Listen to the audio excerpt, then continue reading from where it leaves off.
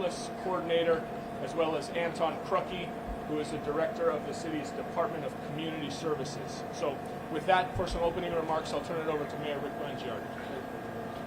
Good morning, everyone. Thank you for being here.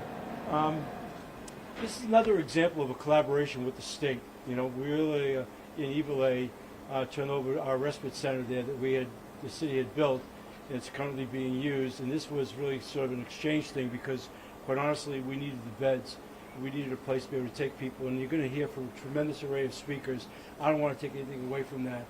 This is just yet again one more effort, a really key strategic effort in how we're treating our most severe homeless patients. And I think you're going to hear some real encouraging strategy, if you will, this morning from the speakers on how this is going to work.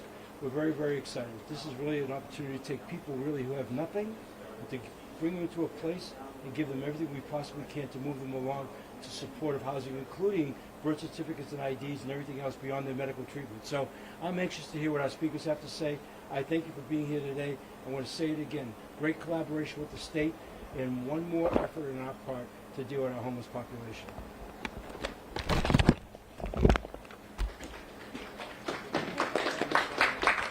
Again, Ian Santee, Deputy Director, Honolulu Emergency Services Department.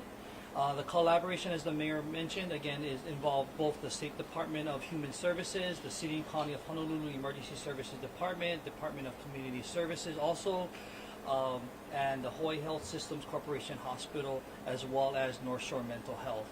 Again, through CORE, our Crisis Outreach Response and Engagement is the mayor's priority for homelessness, addressing homelessness in the City and County of Honolulu. We created a partnership and collaboration with all these entities to support the funding, to support the resources, and to get clients over here. The clients over here, and I'll let Dr. Kehoe go a little bit more into that, but the clients over here are either through a hospital discharge or through collaboration by our staff at CORE. The clients here all have some type of medical condition that cannot be treated on the street. A lot of the times, individuals that are houseless, that are found on the street, they get some type of wound care, and they get it in the emergency room, and then they go back to the street.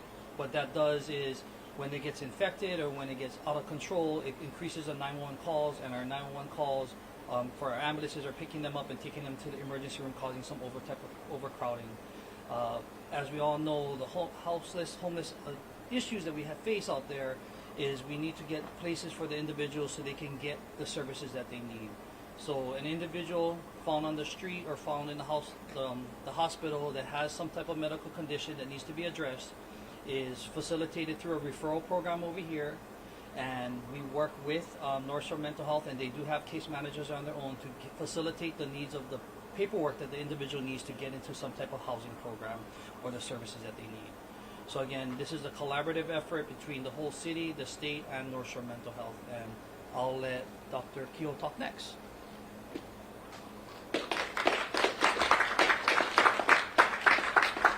Thank you, Ian.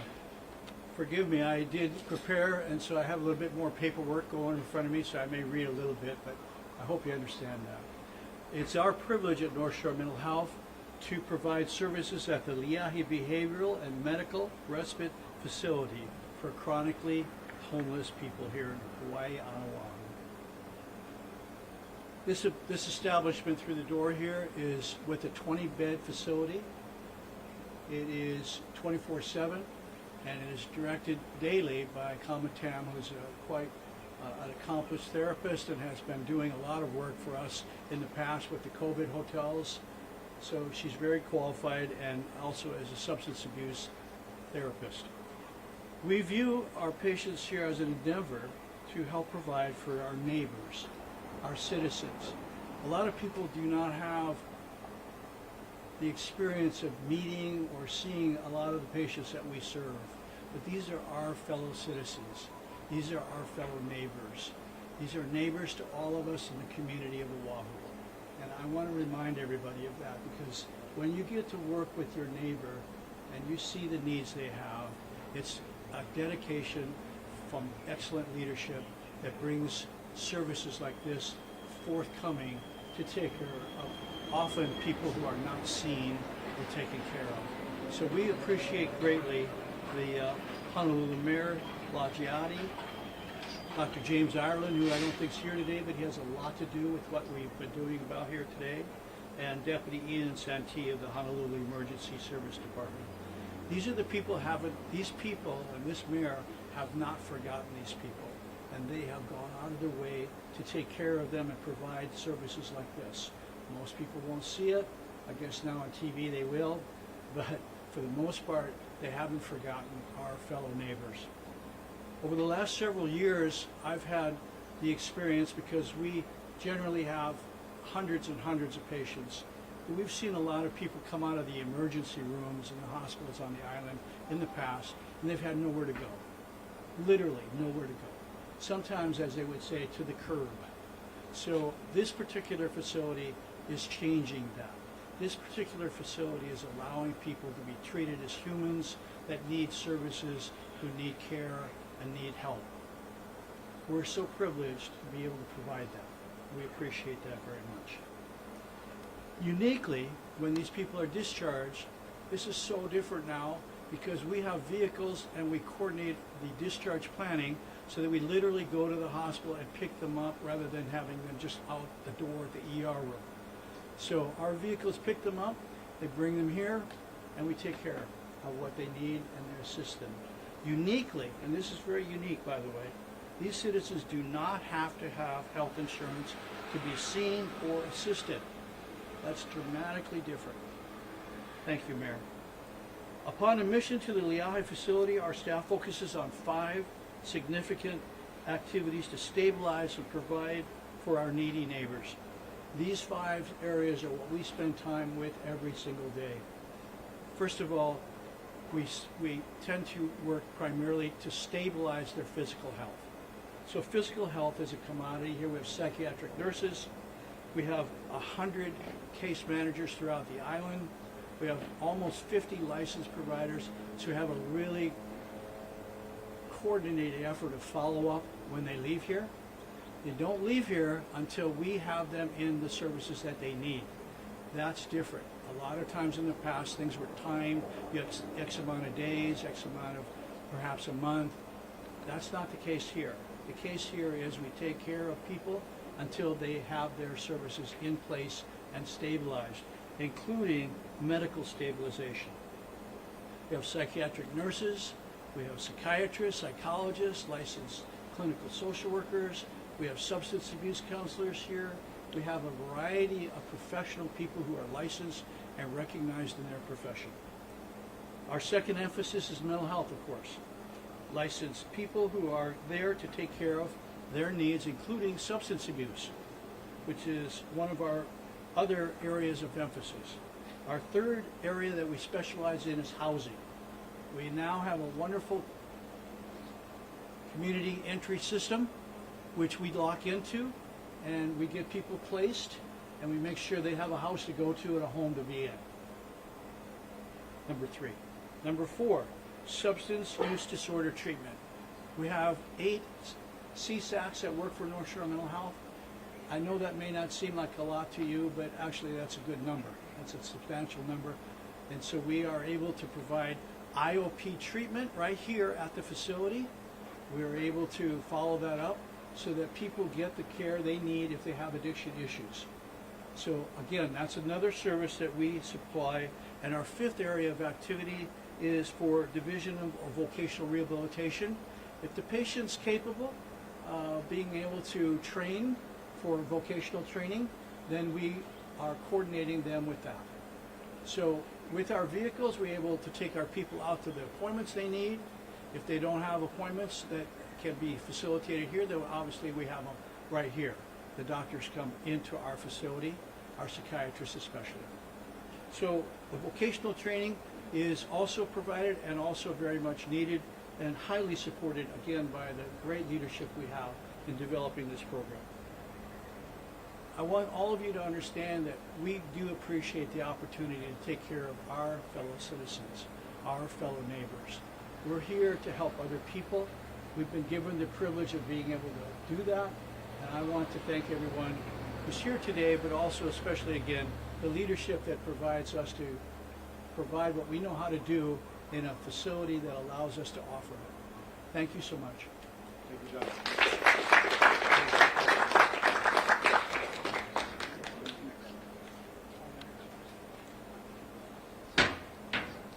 morning, everyone. Throughout its history, this campus, Leahi Hospital, has always been a place of refuge, a place where safety net services are provided for the community to the maximum public benefit. Over the past several years, we've had a lot of encouragement and support from the state legislature to maximize the use of this space. That being said, it makes me very proud of this project and what it's become from when we first had our initial discussions.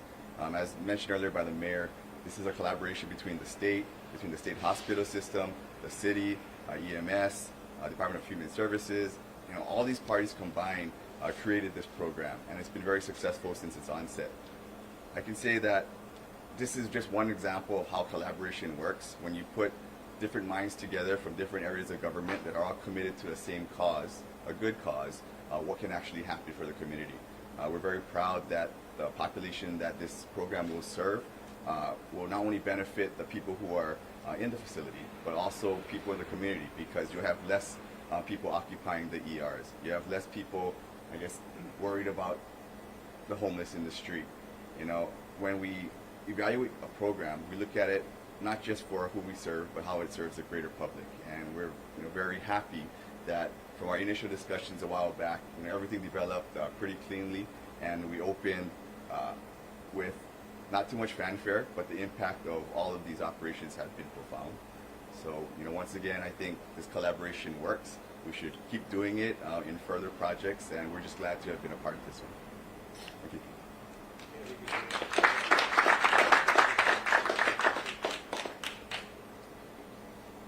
Good morning. Anton Krucky, Director of the Department of Community Services. This program is not just an event, but it flows right into the strategy that the mayor and the city have for addressing homelessness on our island. As complex as homelessness is, it really is about two items that we have to constantly deploy. The first is we have to be able to work with individuals that are homeless to get them to engage the system. All the different creative things that we can do. And this represents one of those creative items, and the crisis outreach and response and engagement team and the team that's inside represent that kind of draw that can bring people in, bringing them directly from the hospital ER into this facility. The second part of that strategy is constantly analyzing our resources to service those decisions. So when people come in here, do we have the resources to deploy? So I would tell you that over 20 people already have been taken off the streets that are being serviced here. And this will be one event that will fall into a series of events that fall into that strategy. What can we do to get people to be willing to engage the system? And then what resources can we bring to service those decisions? And we're really proud of this event today. And I think the best thing is when you meet the individuals that are serviced here, that the journey that they're on is such a positive one. Thank you.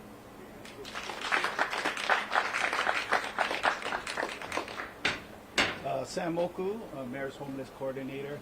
I'll just kind of pull everything together. Our partnership with the state, and John Mizuno and I have been coordinating a lot of different types of beds of many flavors that Anton failed to speak about, which he loves that saying. But these beds of many flavors, this is one of the important beds we need. The medical respite. The medical respite is an important part because these homeless that are on the streets need that type of help. And so John and I are committed, John Mizuno and I are committed to make sure that we have more shelters that provide medical respites across the island. And one last thing I want to say is, you got the state, you got the city, we got resources, we got our resource base, which is our service providers, but the most important part is our communities, because we will be coming to your community somewhere to build one of these shelters. And I ask all of you to be supportive. Thank you. Thanks. So before we open up for questions, I just want to summarize it in a way, because we've been talking and living with this for a long time. So it starts off, there's really three components to our strategy. And the first one starts with our mobile crisis unit core. Our ability to take healthcare workers, put them out in the street, to build trust, relationships, and even provide some medical care. But the ability to pick up people and take them without having to deploy EMS, which is already overburdened, or even HPD for that matter. Having that mobile crisis is really important. Having facilities to take them to is also what we've been about. And the city owns some facilities, other things that we'll be announcing shortly, which we'll do. That's one thing. But the X factor, and this is where our shout out goes to the North Shore Medical Group, and I really loved everything that Dr. Keogh said this morning. That army of workers, that capability, those skill sets to provide real care for people really in deep need is the X factor. And now we feel that those pieces are starting to come together. So it's really that combination of having a mobile crisis unit, facilities that we can take them to, we know they're going to get care, but the real X factor, as I told Dr. Keogh this morning, kind of the secret sauce in this whole thing, is having the professionalism of a group like North Shore Medical Group and other services that we'll be sharing with you. That's what we're really excited about, because in return for that, our expectation here of transforming these people, helping with their lives to the best of our ability is very real. So with that, we'll open it up to any questions that anybody has for all the other people. Go ahead, Ian. I know you want to ask something. When did this open? When is this particular project? Derek, what was the actual? We were here months ago in the planning stages. Okay, Ian's going to come up. Okay. March 6th, right? So again, this opened on March 6th. So the initial clients were brought in by CORE and a collaboration with referrals from the hospital. So back in March, we've been open since then, 24/7, 7 days a week. And it's just been a slow uptick of the clients at that point. And how many clients are there? Currently, today, there's 17. As Director Krucky spoke about, we've got about 22. 5 have been discharged in various forms or relationships to either housing, or they chose to get out on their own, or one person actually returned to the mainland. These are all homeless? Yes, every individual in here has been houseless. Is the city trying to reconnect them with families, or what is? Yep, so working with North Shore Mental Health, we do work with the collaboration of children, reconnect either with family first or finding them services that they're able to do on their own. And how long are they allowed to stay? There isn't a time limit per se, but we try to find, our goal is within 30 to 60 days, about 60 days I would say, is about the time. Yeah, we want to move them along as fast as we can, but we cannot hold them. We're not going to just kick them out and put them back on the street. And do you know how many patients you've had since March? 22. 20. Yeah. Total of 22. And how much is the city spending on this project? So the city is not spending any money. This was a grant received from the state and Department of Human Services for $4.2 million to collaborate with North Shore Mental Health, as well as to collaborate with the city's CORE program. This is a state grant. Yes. And how long is the project going to last? The project going to last. We're looking for actually other funding to continue the grant, so we're hoping the project will be going as long as we can. Then, Mr. Mokin mentioned that there's going to be other sites I around the would defer island. to the mayor then to talk about that. Sure, you want? And how many sites are we going to be? I can't tell you exactly how many sites, but we're going to do as much as we possibly can. You know, money is somewhat finite, but this is where the collaboration with the state comes in, because, you know, the state has the Department of Health, they have access to funds, federal funds as well as state funds, and this is where I think our working together really makes a difference. So we're going to be making another announcement very soon that is actually pretty aggressive, and that we're really excited about. It also involves a team of physicians, but I'm going to say it again.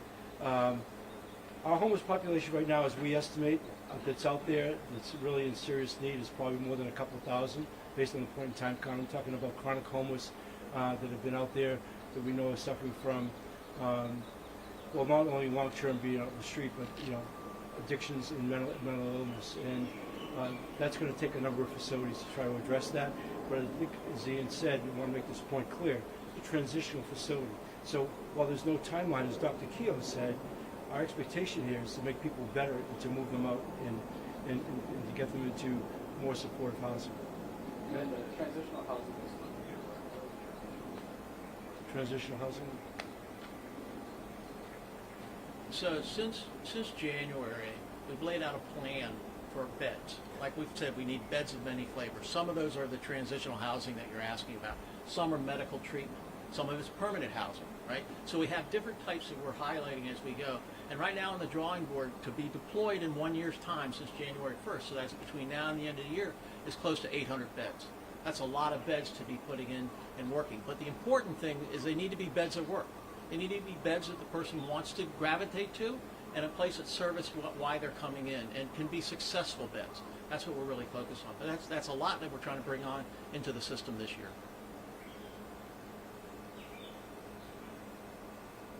Like you said, beds that people like gravitate to? Anything but locations that are overwhelming priorities in the months and years to come? For Well, a similar facility like this?